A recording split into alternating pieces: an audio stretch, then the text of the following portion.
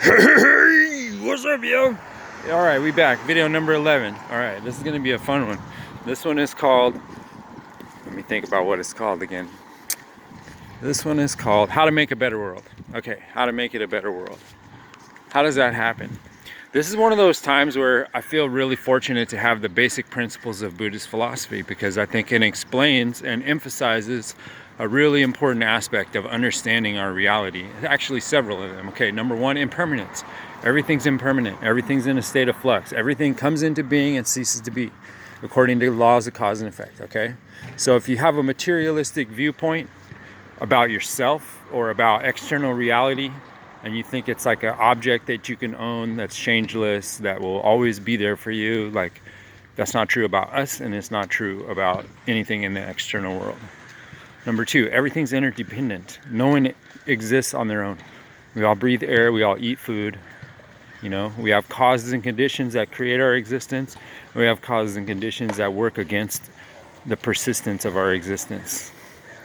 However, okay, so what if you took those two principles and applied them to society as a whole, or the world? Like, consider it all of reality. Like, how do we improve reality? Now, for everybody, like in terms of people's experiences and their sufferings and all the mental worries and things that they have, like, how do we make life better for everybody? So if you take those two principles I just mentioned, impermanence and interdependence, and now you apply that to that question, you realize, since everything's connected by cause and effect and interdependence, you can't really improve just one piece. Like everything happens, improvements happen in clusters because everything's interconnected. So what you want to do is you want to go kind of up the causation stream and find the most root primary cause, because that will be more or less the chain reaction, the initiation of a chain reaction that goes through the whole fabric of reality itself, right? So then you get to stuff like, okay, well, what do I have the power over? What do I have influence and power? What is the thing that's most malleable or most influenced by my personal individual actions? And so the answer comes out, it's basically yourself, your mind, and like a small perimeter of your actions throughout the day, like the things that you influence. For most people, it's not really that big compared to infinity. You know what I mean? But the point is, whatever you do and your actions, so Buddhism and Tibetan Buddhism in particular, it's all about body, speech, and mind. So you take physical actions, you know, you take a shit, you eat, you drink, you move around. Okay, but then you have your words. So words is, in the concept of speech in this Vajrayana Tantra is like different than what we would think. Okay, like so painting a picture and showing it to someone, that falls under speech, because you use your mind to put something into a code expression like language or art or music, even photography, any kind of outward directed sort of communication of feelings and signals, like that's considered speech, right? So that's one way of influencing people.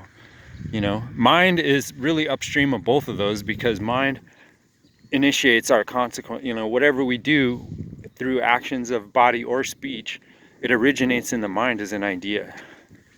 Or it could just be as simple as an impulse and a reaction, but those still have cause and effect apply. And so basically, the answer is, in every situation, there's no real way to benefit yourself alone. You have to create a mutualistic, reinforcing system of benefit. And to helping others helps you. It's just like that. It's not like a moral principle like, oh, it's better to give than receive, or anything like that telling you what you should do. This is just how reality works, man. That's the difference between, as I see it, a huge difference between Buddhism and these other Eastern traditions with Christianity. Christianity is invented by the Babylonians, right? So it's all about sin and how you owe debt, right? So you got to kill goats and people to like atone for your debt. Like they absorb your debt and take on your sins, right? And you murder them and drain out the blood, and then you're free of sins. Like, what the fuck is it? Our whole economy is based on that human sacrifice. I already went over that. Scapegoat. It's the cult of the scapegoat, right? But see, that's not effective. Like, you have to you're stuck in a downward cycle if you do that.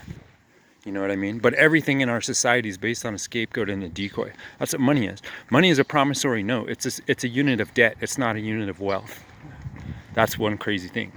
Okay, so, okay, but never mind all that. My point is, to truly be of benefit, your actions have to take into account cause and effect with everything that surrounds. It's like there's that saying, all ships rise with the tide. So what's the tide? In essence, you could think of the tide as like the sum of all energy exchange between all living things, because everything's part of it and it's flowing, right? So if that energy stream gets polluted, or it gets like directed into some kind of chaos and destruction, like most of it is right now, it ripples all throughout the system. So that tide affects everything. Now, while the truth is that we can't master that entire tide ourselves, we have some sway through our actions of body, speech, and mind, of what kind of energy we put into the tide and what kind of energy we receive out of the tide, okay? And that's what Tantra is, okay? Tantra is all about the continuity, okay? And the word, it means kind of like, it could mean like a tapestry, like these threads that are woven, right? A sutra is like a thread, and a Tantra is like a tapestry where you have cross threads at different angles, right? Because you're using actions of body, speech, and mind as one example. Like, you do the memorization and you do 300 trainings and stuff like that, but then you also add these ritual elements, visuals, paintings, internal visualization. You try to engage all the sensory faculties. That's what a puja is, okay? Buddhists and some of the Vedic style, puja is a concept of, you're essentially trying to welcome the spirit of the deity into your place, into your temple or your house, right? So you make all these offerings, and the offerings correspond to the senses, right? All our sensory faculties we offer to this God to bring in its presence and its wisdom and its power. So what you're basically saying, as I've realized after 30-something years of trying to do Buddhism, is that basically your experience of reality is what you're offering to the deity, right? And in Tibetan Buddhism, we have this thing called, Vajra, or indestructible conduct of body, speech, and mind. So what that means is it's not subject to time and limitations in the same way, because it's interwoven with the fabric of energy and reality itself, right? So, like, for example, let's say that over the whole sum of reality of all possibilities of everything that could happen from some decision point, like say take this instant in time, there's a very vast but limited set of probabilities that can occur from that point. It's like forks in a road, right? The Vajra potential is the one that aids universal benefit flawlessly, with no waste, okay, let's just put it this way. It's the most perfect action that could be taken in any situation, and the most permanent, right? So it's so aligned with the flow of time and energy and space that it's invisible, essentially invisible, but yet it gives a positive flow in every way. It's like the most superior option. Like, let's say you're playing chess or something like that, it's the best possible move you could make in any situation, right? So in the system, okay, let's take the word Tantra. One translation of that means a continuum. So what's that continuum? Like I said, a thread is a type of continuum, and a tapestry of woven threads is another type of continuum. But the continuum in question is your sensory and mental continuum. So your experiencing of reality, that's the puja. That's what you're offering. It's like this continual flow. Some people translate it mind stream, which I think is pretty good if you can groove to that. It's like the mind is in flux. It's always flowing. Thoughts come and go. And it has these tidal patterns of rise and fall, certainly based on energy and stuff like that. But the point is, that's the continuum, okay? So we know about all these different brain states with the EEGs and whatnot. You can measure beta waves, alpha waves, theta, delta, gamma, theta, trains, and blah, blah, blah. All kinds of brain waves that they've categorized, right? And generally in the different brain states, so in the classical Indian Vedic style, they kind of got 4 major brain states: wakefulness, sleep, dreamless sleep, and then finally it's kind of like absorption with the infinite. That's the best way I would describe it. Those are the 4 states.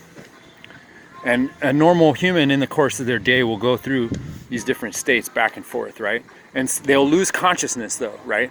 So normal people don't tend to sustain their consciousness in these deep dreaming and dreamless sleeps and samadhi states. Like they don't, it's like a disruption in the flow. Okay, so like if you have like a hazy recollection of a dream but you can't really remember it, that's because you were not fully conscious in that state. Like the continuity or the tantra of your awareness was disrupted by the waves and patterns on it, right? So if you go back to Patanjali in the original Yoga Sutras, right? He's telling you the first line that completely summarizes all the teachings of yoga, you know, Chittam Vritti Nirodha, which means, okay, Chittam, that's your consciousness or your mind, it's your awareness, right? Vritti means to spin around, or it metaphorically means to like transform or change. So fluctuations would be a good translation, or vertical swirls or something like that. It's these little, okay, so a thought loop. That's super good. I never thought of that. Vritti in essence is like a thought loop. So when we get focused on some certain emotive state, we get a thought loop. Oh man, I'm running out of time. My memory